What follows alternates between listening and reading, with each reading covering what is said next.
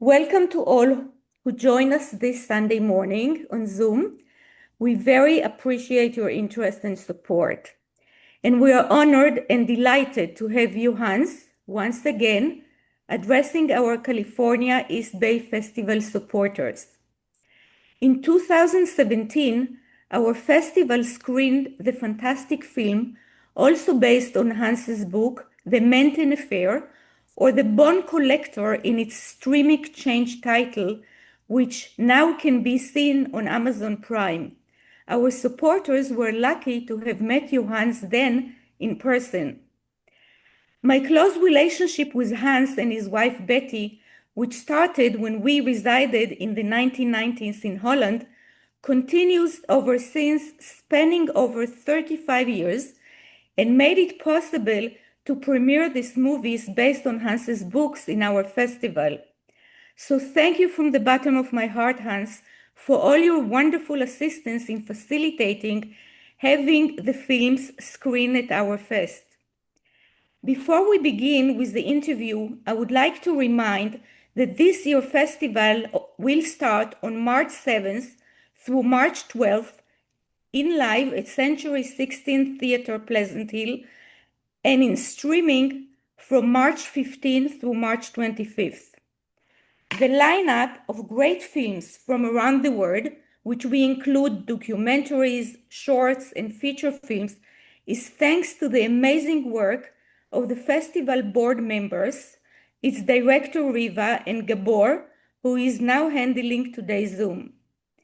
People can buy festival pass or a ticket to a specific film by going to our website, which we also show on the slide in the beginning, which is eastbayjewishfilm.org. Again, it's eastbayjewishfilm.org.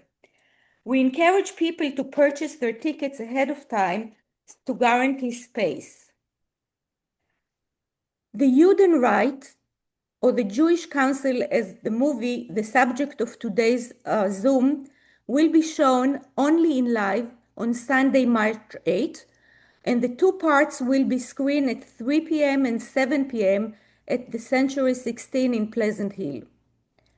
Based on Hans's 1983 published book of the same title, the film, The Jewish Council, was released in the Netherlands in 2024 and since has been highly praised and awarded. The Dutch historical drama miniseries chronicles in its 5 episodes the impossible dilemmas faced by Professor David Cohen, co-chairman of Amsterdam's Jewish Council in the 1940s during Second World War. The film focuses on his controversial decision to cooperate with the Nazis in hope of mitigating the harm done to his community. Casting the harrowing choices of involuntary collaboration in deportation, he was trying in his leadership position to protect the community and prevent worse outcomes. His choices are contrasted with his daughter's resistant efforts, who thinks there are better ways to save lives than joining the Dutch resistance. I want to dedicate this special event to all the Dutch Jews who perished during the Holocaust, and also to my mother. It's today her yahrzeit. She died 4 years. She was a Holocaust survivor, and she died on the 2nd of February 2022. Right after the war, she was lucky to be in Holland in DP camps before she immigrated to Israel. So this day is special, and this event is special. And now, Hans, we have few further questions to pose as to better understand the film's background. I was both moved and angered by the film's unfolding events, so would like to hear from you. What had motivated you to write the book then, and what did it take to turn it 40 years later into a film of the present? And how different was the Amsterdam Jewish Council and community compared to those in Eastern Europe? Well, to start with the last question, the demographic situation of the Jewish community in the Netherlands cannot be compared with any Jewish community in Eastern Europe. They're totally different. First of all, the Jewish community in the Netherlands was very well integrated within the Dutch society. Jews have lived in Holland ever since the 17th century, and they were totally integrated. They lived together with their non-Jewish neighbors peacefully. There was, of course, there was anti-Semitism. Anti-Semitism is everywhere. It has been everywhere. But Holland, as a country, as a state, could be considered to be Jew-friendly. Jews could reach any position they wanted. For example, the president of the Dutch Supreme Court was a Jew. By the way, he didn't want to join the Jewish Council. He was one of the very few who immediately anticipated that group of people, the Jewish Council, would become instrumental in, actually executing the horrible plans the Jews had with the Jews, and which were already known at that time. Take into account that the Jewish Council was established in February and January, beginning of February 1941. There were no deportations yet at that time. Life in Holland went on as before.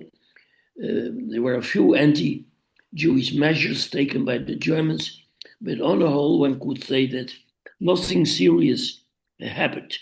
So I can imagine that people who were invited to join the board of the Jewish Council immediately agreed, because they believed, first of all, things will not get that worse in Holland.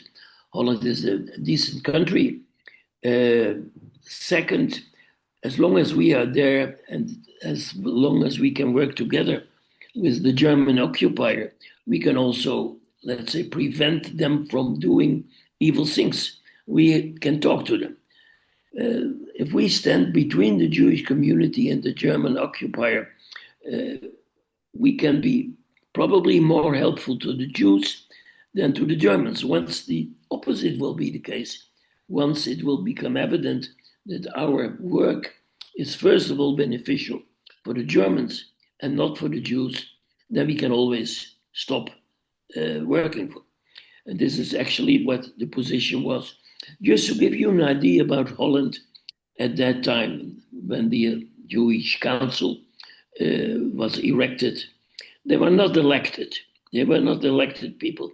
It was the pre-war Jewish establishment leadership which had led the Jewish community sometimes for many, many years. For example, Professor Cohen, the chairman, who became chairman, he was active in all kinds of positions within the Jewish community for more than 4 decades.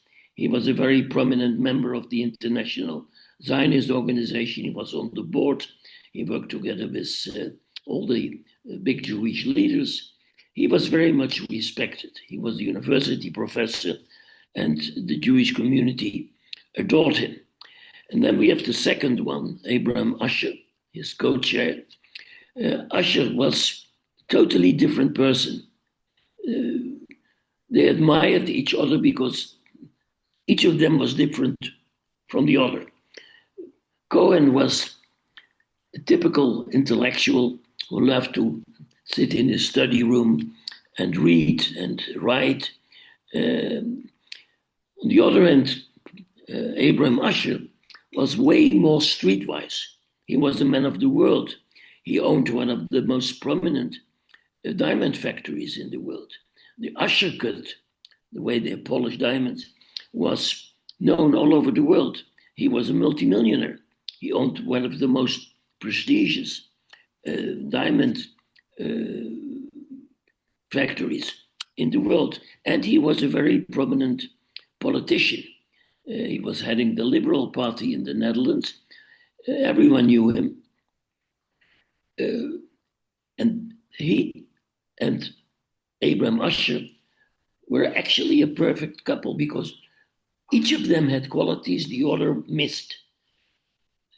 Abraham Asher being the man of the street, being streetwise, respected, and on the other hand, Professor Cohen, who was also respected, but he was not a man of the street. He was not very active in politics. He held speeches, especially when the German Nazi Party took over Germany in 1933 and Hitler came to power. Of course, already from that moment on, one could know, being a Jew in the Netherlands and listening to the radio speeches of Goebbels, that hard times were ahead of us. That doesn't mean that we should have known already by then that the Holocaust would break out, would happen. And nobody expected that to happen. But that there was a difficult time ahead of us, that was obvious. You just needed to listen to the radio when the speeches of Goebbels were broadcasted. Anyhow, they accepted the order. It was not an invitation, an order of the German occupational power to form a committee which would be the, let's say, the in-between between the Jewish community and the German occupation. There was hardly any protest from within the Jewish community when they accepted that position. The first thing they already did, which would have, let's say, made them believe and would have given them doubts, was that they had to break the world famous February strike. The February strike in Amsterdam was a general strike, not only in Amsterdam, it started in Amsterdam, but it spread out almost everywhere against the treatment of the, let's say, pro-German and fascist groups in the Netherlands when they were rioting in the Jewish quarter of Amsterdam. Some of them were detained, were arrested by the Germans. Some of the Jewish protesters were put in camps in the Netherlands, not the extermination camps, but working camps in the Netherlands. And the Amsterdam working class proclaimed a general strike in support of the Jewish people. That was a unique event, not only in the history of the Netherlands, it's a unique event in the history of the Jewish people. It has never happened before that an entire city, capital, and large parts of a country came in protest and in support of Jews. That was a unique event. But it lasted only one day, because after the first day, Cohen was called by the German authorities, and they threatened him that if he wouldn't call off the strike, the Germans would arrest 400 influential Jews. Influential Jews meant that also Cohen and Asher could be put on the list, because they were the most influential Jews in the Netherlands. So Cohen got angry, and he came on the Dutch national radio and begged the strikers to lay down their arms and to call off the strike. And that's what happened. That was the first event which could have made them believe that, after all, it wasn't such a good decision to give in to the German demands and accept the chairmanship of the Jewish Council. Afterwards, it went worse and worse and worse. And altogether, looking back, knowing all the facts by now, one could say that the Jewish Council in Holland was instrumental in the execution of the Holocaust.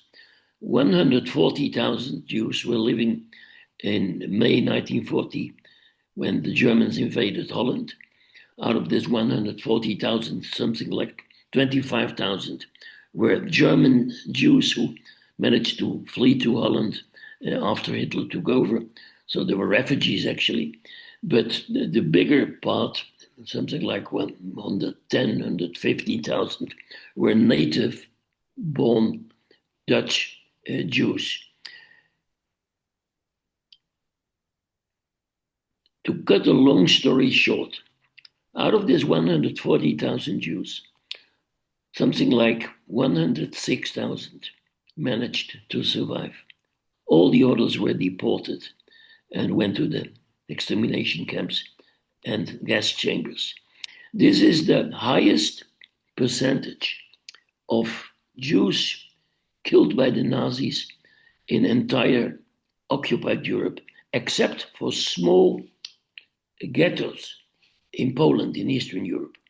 In Holland, about 85 to 90% of the Jews were deported. This is about the percentage similar to Poland. But Poland was an, let's say, long historically rooted anti-Semitic country. So one can imagine that things would be worse in Poland than in the Philo-Semitic pro-Jewish Holland. Nevertheless, the percentage is more or less equal. Well, what was the part of the Jewish Council and how did the general population in the Netherlands respond to the events happening in the Netherlands? The chief rabbi of the Netherlands, who is a good friend of mine, always says in lectures, speeches he held, 5% of the 5% of the population in the Netherlands actively collaborated with the Germans, actively supported the Germans and collaborated with them. Another 5% actively joined the resistance movement and was involved in all kinds of operations, helping Jews, giving shelter to Jews, and were actively fighting against the occupation. And the 1990%, the rest did just nothing. They were the ignorant bystanders. And they bear a moral obligation, of course, and they're absolutely also guilty to what happened. Now, what fascinated me when I did my book in 83 about the Jewish Council, I'm not fascinated by evil people doing evil things. I expect evil people to do evil things. That's why they are evil. But it's totally different if you speak about the leadership of the Joodse Raad, because they were not evil people. They were people of high morality, high integrity, and what they did was done in the best interest of the Jews, of the Jewish community. At least that's what they thought. And it's very easy now, 80 years later, to blame them for making the wrong decisions. You have to know, and if you want to judge them, you need to know what did they know in 1941. They knew nothing. What they knew is that the Germans were going after the Jews and that the Jews were in a very, very weak position. Just take into account, Lily, that Jews in the Netherlands during the occupation were, how do you say, easy targets. They could not go to the Dutch authorities and ask for protection. They were not even allowed to go to the Dutch authorities. They were only allowed to go to the Judenraad, the Jewish Council. And the Jewish Council was the institute that brought their problems to the attention of the German occupation. Can you imagine that you have no rights, that you as a person are absolutely nothing, and that anyone can do with you whatever he likes because you are Jew? And Jews were not allowed to go to the Dutch state organizations and asked for protection because there was no Dutch state anymore. Also, take into account that the leadership of the Dutch society, Her Majesty the Queen, she fled to England with the entire government. So she left the people alone. Not only the Jews, but the entire population was left alone when she managed to flee to England. This is also different from other occupied countries. For example, Belgium also had a king. The king was arrested, but he stayed in Belgium. And he had some, let's say, space to negotiate with the Germans and did what he could to save Jews. It didn't happen in the Netherlands. The Queen was in London with the entire government. And the only thing she did was holding speeches on Radio Orange. You know, orange is the national color in the Netherlands because it's governed by the House of Orange, the King of Orange. Once a week, she came on the BBC Dutch service, encouraging the resistance organizations to save as many Jews possible. But she only did that 4 times in 5 years. 4 times in 5 years, she paid special attention to the fate of the Jews in the Netherlands. They were completely left alone. And in this enormous vacuum, the Judenrat, the Jewish Council, had to fill that gap and try to make the best of it. Of course, his daughter of Professor Cohen, Ferry, who was a nurse helping in the kindergarten opposite the place where he was having his office, she had a different position. She could save kids. And I think she did that probably with the consent of her father. I tried to find out if he knew about her resistance work. She has saved at least 700 Jewish kids from deportation. Did her father know that she was involved in the resistance? I didn't find a definite answer. The most logic thing to say is that she couldn't have done that without him knowing. That would have been impossible. Nevertheless, she is now considered to be a hero. She, also in the film, she is, of course, made the good guy versus the bad guy. In other words, her father. Her father was not a bad guy. And this is the fascinating part of the whole story. The leadership of the Joodse Raad, not only the chair and co-chair, but the entire leadership, 17 people, all of them and each of them were perfect people, people of high moral standards and utmost integrity. The fact that they became instrumental in the biggest crime in mankind against their fellow Jews makes this such a terrible story and makes the dilemmas beyond imagination. Beyond imagination. We also take into account what happened with them after the war. By the way, both the chairman and the co-chairman, so Professor Cohen and Abraham Usher, both of them survived the war. Usher went to Bergen-Belsen with his entire family and got kind of, let's say, VIP treatment, even in the concentration camp, for the work he had done before. So he got a special treatment. He, by the way, went to Bergen-Belsen in a normal train, so not in a cattle train or in horrible situations. No, he traveled with his entire family in a regular train, which brought him to Bergen-Belsen. Professor Cohen was deported to Theresienstadt, which was not an extermination camp, by the way. It was a concentration camp. There were no gas chambers over there. Professor Cohen survived because he also got that status of VIP by the Germans. But they never, let's say, tried to benefit from their privileged position. For example, to give you an idea, Jews are not allowed to use public transportation at a certain time anymore. If they needed to travel, in the Netherlands, it was impossible. Jews were not allowed to use public transport.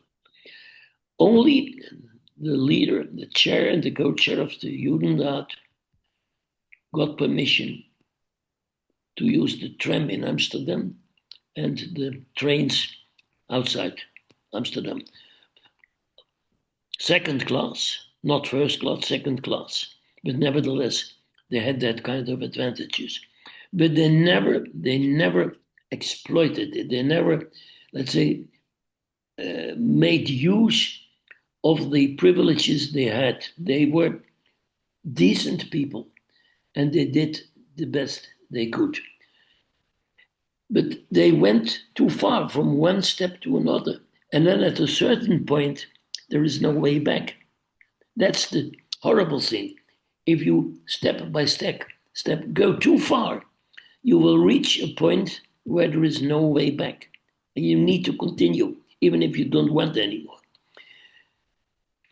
There were a few people, prominent Jews, who didn't want to join the Jewish Council. One of them is the president of the Supreme Court, I just mentioned him. He immediately saw what would be the fate of such an organization.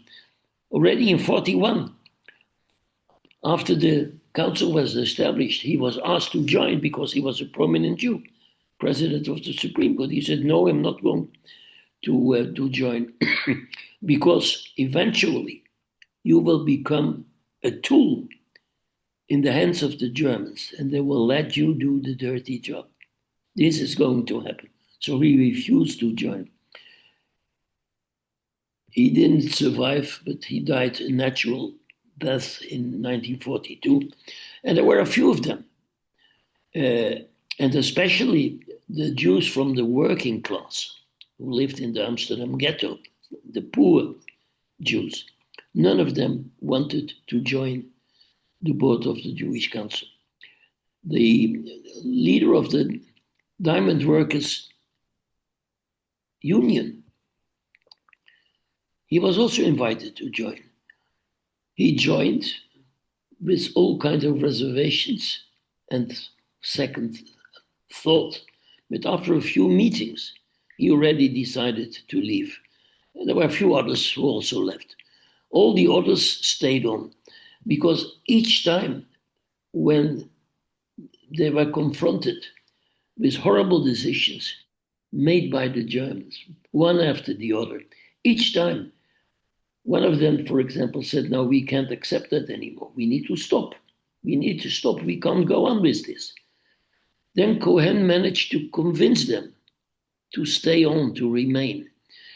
So what would have been an impulse for one to leave was used by Professor Cohen in speeches which he made to the board to stay. Abraham Asher, the co-chair, has threatened, I think, at least 5 times that he would leave, that he is not going ahead of it. But each time, Cohen managed to convince him, stay, you are right, we are facing a horrible enemy, which is seeking our destruction. And we are there to make it harder for them to do that. If we leave, we would actually do them a favor. So he turned things totally upside down. And Usher believed him. Each time Usher believed Cohen, when Cohen tried to convince him not to resign, but to stay. Anyhow, the deeper I digged into the story in 1983, the more fascinated and even obsessed I became. This was a unique story. I know about the Jewish councils in Eastern Europe. They consisted not of the first-class Jews. They consisted of people who wanted to benefit from their position. This was not the case with the Dutch Judenraad. The Dutch Judenraad consisted of first-class people who did not join because to save their own life. I tell you something. Both Usher and Cohen were offered free passage to Switzerland by the Germans. They didn't accept. They didn't want to leave, and they wanted to stay with the community. Anyhow, after the book appeared in 83, it became a bestseller, by the way. I immediately went to see TV and film producers, offered them the book, and said already in 83, listen, guy, this is a fantastic story. This is beyond belief. This is such a human, let's say, dilemma which they were facing. You have no idea. You have to read the book. And then after a couple of weeks, they called me and said, well, we've read the book, fantastic book, compliments. We've read it with red ears. Some of them didn't even sleep anymore. But, and then came the inevitable but we don't want to produce a film or a TV series because we wouldn't do a service to the remaining Jews in the Netherlands. It will only, let's say, open up old wounds, and it will lead to horrible discussions in favor or against the Joodse Raad. And this is actually what happened after the war. People were outrageous with the work of the Joodse Raad. Others were defending the Joodse Raad. You have to imagine, of course, many people owed their life to the Joodse Raad. If you had a stamp on your ID on your ID card that you were working for the Joodse Raad, you were at least, let's say, skipped from the deportation list for the time being. As the Germans say, bis auf weiteres, until there was a new situation. So you, let's say, you were buying time if you had worked for the Joodse Raad and got that stamp on your ID card. It meant that you wouldn't be on the next deportation list. So people owed their life to the fact that they joined the Joodse Raad as a collaborator. But others were blaming the Joodse Raad for having, let's say, be again instrumental in the deportation of 106,000 Dutch Jews to the gas chambers. And that discussion would again erupt. That was the idea of the producers, if they would make such a movie. But I didn't give up. I went from one producer to the other. I went from one TV station to the other. Each time I told the story again. People were listening, sometimes with tears in their eyes. And each time the answer was, great story, great book, would indeed make a great movie. We won't dare to do that because it will, again, it will open up old wounds and we don't want to be involved. So the answer was no, no, no. And then in 2016, after the Menton story was made and became a huge international success, I went back to the same producer who did the Menton story and said, okay, you did a great job. Your TV movie got fantastic critic reviews all over the world.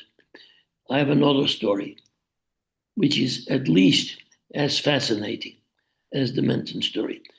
So I asked him to read the book. He was also skeptical. He said, yes, it's a great story, but it will be hard to find a good script writer.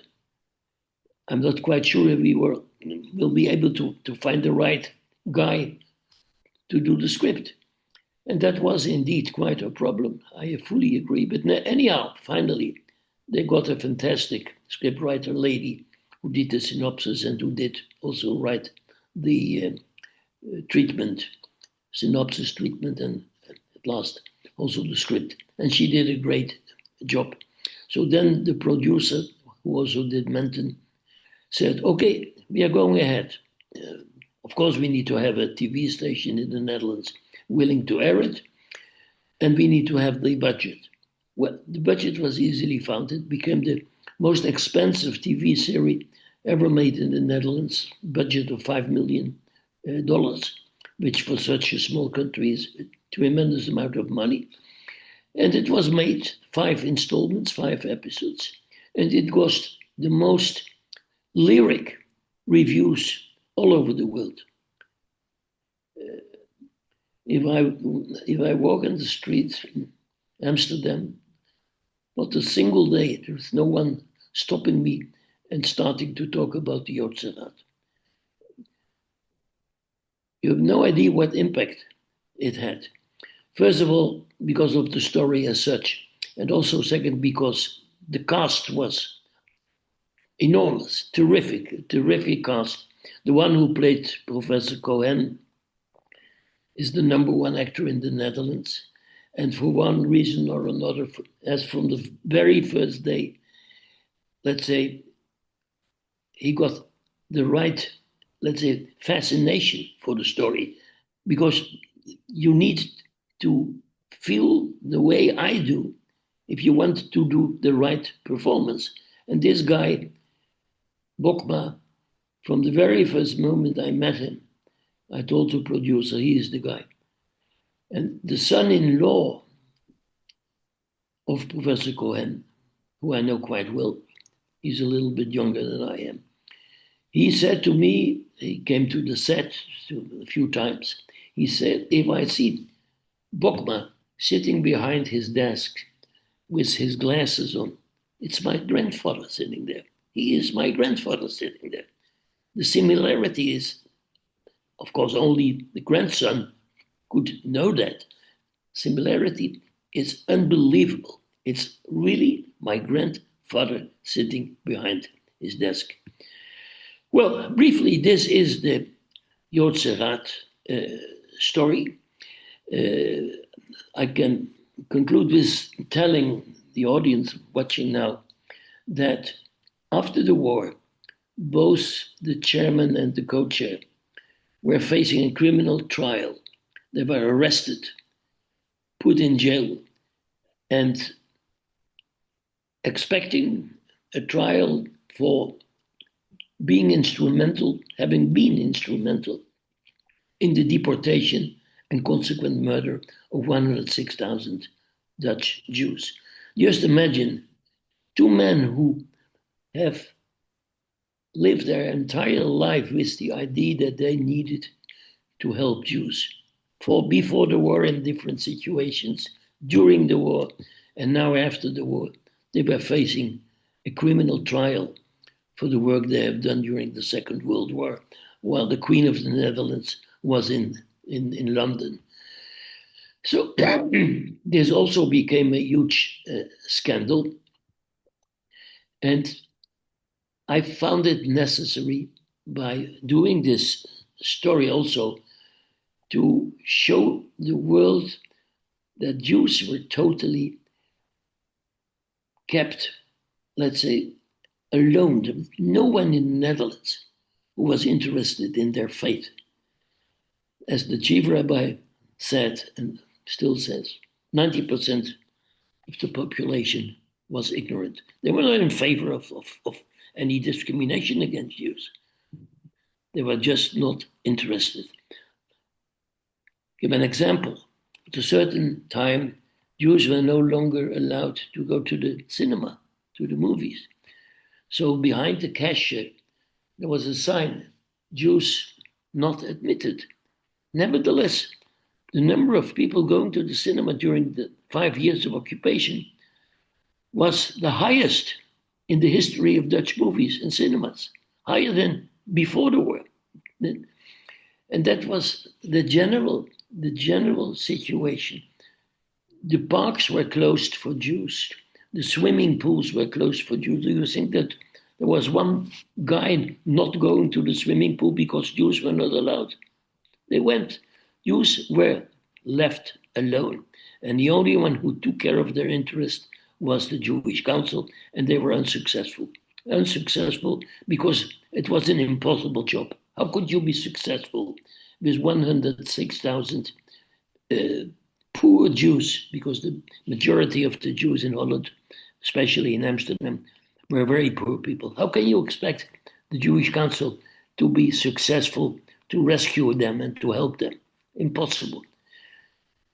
That makes the story a very sad story. And I can only advise those watching this Zoom interview with you now, watch the movie and try to think about the horrible dilemmas these two men were facing every single day.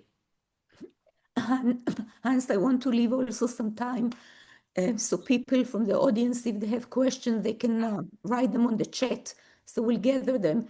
You pretty much answer most of the questions that I have, but I would like to also pose this question. Obviously, our generation and only 80 years after the Holocaust, we're facing a tsunami rise, obviously, worldwide in anti-Semitism. Some of us here in the United States feels like the leadership here also has failed, not doing a very good job of, keeping this malady from spreading as it has.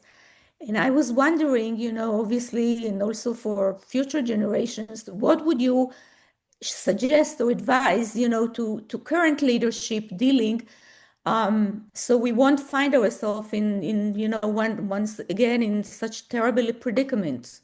What are your thoughts about Well, this? I think there's a simple remedy. Just replace the leadership. You're living in a democracy. So it's I'm not a talking about the dictatorship, at leadership least of the not yet. Jewish organizations. I'm talking about leadership in the Jewish organizations that have been for many years, the one who are setting up the relationship, between Jews and other people in the community. And it hasn't been obviously doing a very great job, with the rise of anti-Semitism. Yes, I but don't know how it's in Holland, but yeah. the rise of anti-Semitism cannot be blamed upon the Jews. The only one responsible for that is the president. And I know that he is very much loved by most of the Jewish people, not only in the United States, but also in Israel. But he is the only one who can turn things around. And you are asking me a question, what can be done? Just kick him out of office and elect another one. I don't care What is whether it's a Republican or a Democrat, as long as he's good for the Jews. Okay. And what is the situation in Holland in that case? It's about, let's say, basically it's the same situation, but we have a multi-party system that makes things different, of course. The current newly formed government, which is going to be sworn in tomorrow by the current king, is composed of, I think, 4 parties. It's a multi-party system like in Israel. In the United States, you just have 2 of them. You're either a Republican or a Democrat. Well, it turns out, I'm not going to say that one party is probably more receptive for anti-Semitism than the other. The only thing I can say is that the president, no matter who he is, no matter which party he represents, is the one who should take action. If he is taking action against illegal immigrants, even by sending his own troops on the streets to fight civilians, he can also do the same thing in support of Jews. So it's up to you to elect another president. And again, I'm not mixing myself in American domestic politics. First of all, I'm not an expert. Second, I'm not allowed to do that. But I know that he is praised into heaven by most of the Israeli politicians. But I don't think that he will finally end up in heaven. I don't think so. And furthermore, I must say that as for Holland, there is anti-Semitism, of course, that it's more than it used to be. But we have seen similar peaks in the past. Just to give you an idea, after the war in 1945, May 1945. The remaining Jews, those who managed to survive the concentration camps, or when came out of hiding, like myself as a small child, were facing a heavy gulf of anti-Semitism in the Netherlands. Right after the war, we expected to be welcomed as heroes, and people would care and would comfort us. Nothing, on the contrary. They hated us even more than they ever did before. And they knocked on the door because they wanted to collect their property, which was given to them because the Jewish neighbors had to leave, and they were taking care of the property of the Jews. And when we came up to collect it, they didn't want to give it back. They didn't even want to give back. That were the good ones. They didn't even want to give back Jewish kids to their biological parents. Mm. So we have experienced more of these kind of anti-Semitic waves. The only thing they have in common, they come and they go. But in comparison to, you mentioned that the leadership at the time, basically, they didn't have the ears of anybody, probably in the political systems in Holland to try and help them.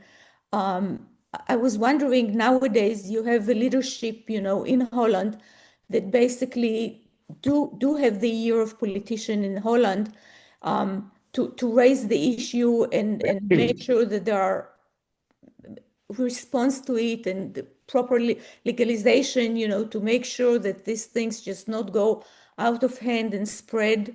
Do you have that happening in your country, where the leadership has risen and to make sure that we are not being left, with nobody caring? Exactly. That you described? Yeah. You do have it now. Yeah, we do have it. But let's not exaggerate things on the other hand, because in that multi-party system which we have in Holland, with many, many parties participating in the elections, most of them don't even cross the threshold. There's only one party which can be considered to be anti-Semitic, openly, publicly. Mm-hmm. And that party in the polls is doing quite well at this very moment. They're on about 12 seats out of the 150. So that's, let's say, 8%, which is 8% too much, but we shouldn't exaggerate it. Holland is not the Holland of 1933. Many Jews always have the tendency to compare things with the German occupation and the Holocaust. No, we are not living in Holocaust times. And Holland, despite the anti-Semitic undercurrent, is still a very good and pleasant country to live in. I tell you something. I saw a piece in the paper yesterday that thousands, really thousands of Americans are leaving America and settle in Amsterdam. Wow. Yeah, they're fed up with the administration, and they find it a great place to be, the Netherlands, especially Amsterdam, and they're happy here. So who could have expected such a development to happen? That is unbelievable. Gabor, I was wondering, do we have some questions also from the audience? Where is Gabor? I don't see any, no. No? Let me, first of all, sorry to interrupt you, Lily. Yeah. Let me, first of all, apologize for my English, which is far from flawless. So I hope that I made myself understandable. Yeah, at least I could definitely understand you. So I was wondering if anybody has any other special question to Hans, and until that will come, Hans, how much you were involved in the making of the film, and your ideas were picked up, and the feedback that you got from that? Very short answer. Not at all. Oh. Not at all. I went to the set on almost every day they were filming. That was also the agreement I had with the contract with the producer, that I would be around for answering questions, because In many cases, the actors didn't know what to do. For example, there were images made of a Shabbat meal, Friday night meal, and Cohen was reading from the Torah. So they asked me, is this setting correct? Is this? I said, no, because Cohen is not wearing his kippah. He should wear his. Well, all these kinds of things. I was hired, let's say, to be around for answering questions. And I've been to almost all the days in which the film was made. And I loved it. Okay. But actively, I didn't do anything else. I'm not, how do you say, a director of any such things. I'm not a film expert. And the final product was up to your expectations. Absolutely. Yeah. Absolutely. Yeah. Thank you very much, Hans. Thank you to all our supporters, and we're looking forward to see you at the movies. All the best. Bye Thank you very bye. much. Bye-bye. Bye.